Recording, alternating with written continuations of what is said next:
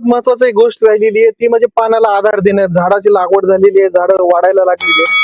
आधार देत असताना बऱ्याचशा शेतकऱ्यांनी काय करतात की नायलॉनची दोरी बांध, सुतळी बांध या पद्धतीनं दोऱ्या बांध आधार देतात. पण माझं रिकमेंडेशन या ठिकाणी असं आहे, प्रत्येक झाडाला हा सेपरेट बांबू द्या. या ठिकाणी बघा तुम्ही वरपर्यंत दाखवा. बांबू अशा पद्धतीनं उंच उंच बांबू घ्यायचे, जास्त मोठा बांबू नसला पाहिजे. बघा हातामध्ये बसेल, माझ्या हातामध्ये ज्यावेळेस आपण असं बोटाला बोट लावतो, बोट बंद केल्यानंतर बोट बंद झालं पाहिजे या साईजचे बांबू या ठिकाणी लावायचे. अशा पद्धतीने लावलेले बांबू हे साधारणतः गोल बांबू हे साधारणतः तुम्हाला 5, 6, 8 वर्षापर्यंत हे चांगले टिकतात. जर ह्याची तुम्ही प्रॉपर ट्रीटमेंट करून जर बांबू लावले तर हेच बांबू तुम्हाला 15 वर्ष ही टिकतील.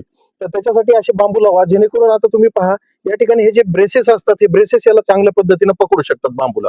याच्या ऐवजी बऱ्याच जणांनी लोखंडी पाईप लावले होते, ते सुद्धा लावू नका. ते पाईप गरम होतात आणि त्याचा रिव्हर्स इम्पॅक्ट तुमच्या रोपांवर होत असतो, तुमच्या झाडावर होत असतो. बांबू हा हीटचा रेजिस्टंट असल्यामुळं याच्यावर आधार देत असताना, हे वर चढत असताना बांबू हीट ट्रान्समिट जास्त करत नाही, त्याच्यामुळे रोपावर विपरीत परिणाम होत नाही. आणि प्रत्येक वेळेस रोप वर चढल्यानंतर या ठिकाणी तुम्ही बघू शकता की अशा पद्धतीनं दोरीनं त्याला बांधायचं, जेणेकरून त्याला स्वतःला ब्रेसेस तर असतात ते होल्ड करून ठेवू शकतं.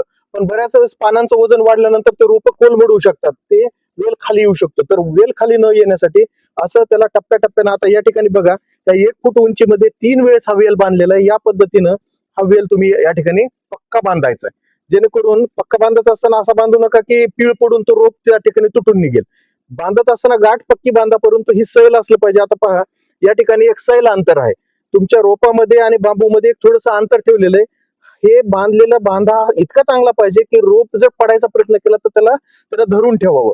पण त्याला नरडा आवळल्यासारखं तिथं आवळू नका, त्याला अद्दर आवळा, पण ही गाठ पक्की पाहिजे.